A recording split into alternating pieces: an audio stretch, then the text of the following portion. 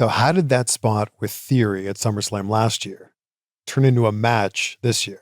Well, I'm walking up into Gorilla and I'm like, obviously losing my mind. You know what I'm saying? Like, I'm definitely a very inflated version of myself.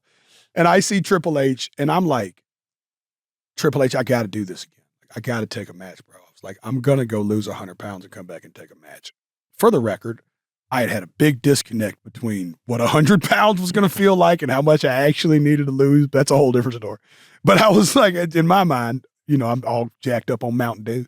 I'm like, dude, I'm coming back. We're going to do this, man. And what I love about Triple H is he's very direct. He's serious, but he's sincere. Mm. You know what I mean? Like, there's a real sincerity in his face. You see the seriousness, but I think you got to look at his eyes are sincere. His face is serious. His eyes are sincere. And I seen them eyes, they really softened. He shook my hand. He said, brother, you lose that weight. You got a home here. Why was 100 pounds the number? I guess in my mind, it was like a realistic shot. Like, I should be able to lose 100 pounds in a year. I lost 50 or 60 pounds in this amount of time. Like, I was just like, I don't know what I was thinking, Chris. I was just doing screwball math. You know what I mean? I was just gassing myself into it. I was really just shooting my shot. You know what I'm saying? And did you believe Triple H when he said, if you lose the weight, you've got a match? For sure. I could see it in his face, man. Mm. Like I said, he's got a serious face, but it's also very sincere. You know what I mean? So then is that what started the weight loss journey? It had started before that, but that is what gave me, it was the next goal. Yeah. So this whole weight loss journey for me has been goal driven. And when I walked out, my first goal was to just walk a 5K. Like Bert Kreischer and Tom Segura, two of my friends, they're comedians, and they were doing their first 5K. And I was like, you know what, dude, if I don't go walk this with them, I suck.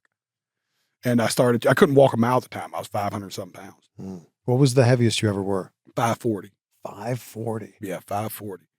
And what are you now? I'm right at 285. Oh my gosh. Yeah. Congratulations. Thank you, man. I feel really, really, really good about it too. Like, I feel great. You look great. Yeah, man. It's a totally different experience. But so I went and walked my first 5K in May.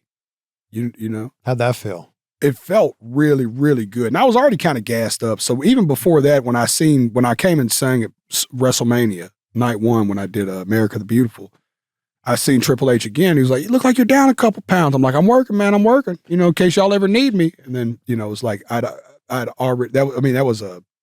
we'd already started pushing that way. So the weight it was just one goal. And then when I left SummerSlam, I was like, all right, I got a year to SummerSlam. Mm. And then just started turning up. So then when did it start turning into serious conversations about a match at SummerSlam?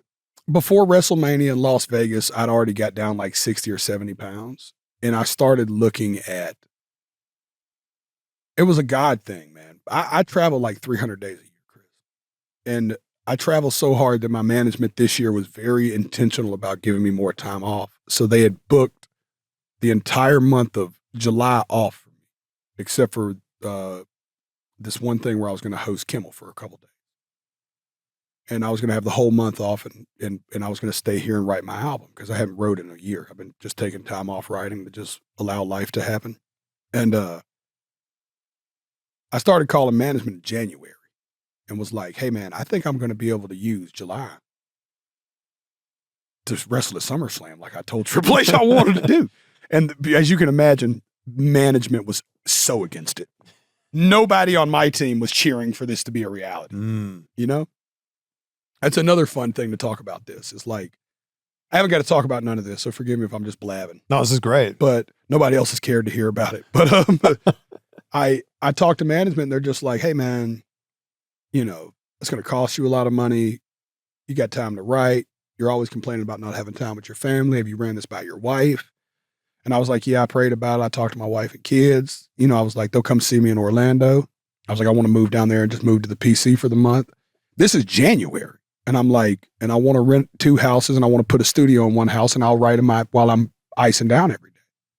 Or see if what my body can handle, you know, because I didn't know what I was going to be able to handle or not. And they were like, look, you know, keep thinking about it. And as we get closer in the year, and then as we got close to WrestleMania, I hit Neil and was like, hey, man, if I'm going to do this at SummerSlam, like, what's up? He was like, can you do a ring check the night of WrestleMania? I was like, no problem. And I showed up and I was like, what time's the ring check? He was like, can you wait till midnight?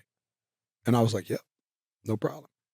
And I stayed there and watched. I was going to watch the whole show anyways. And at midnight, I walked into that room with Bruce Pritchard and a couple of the producers, and I proved to them I could take a bump for about an hour and a half. And I mean, I don't want to say it was a rib, but they were definitely there to see if I had any bitch in me.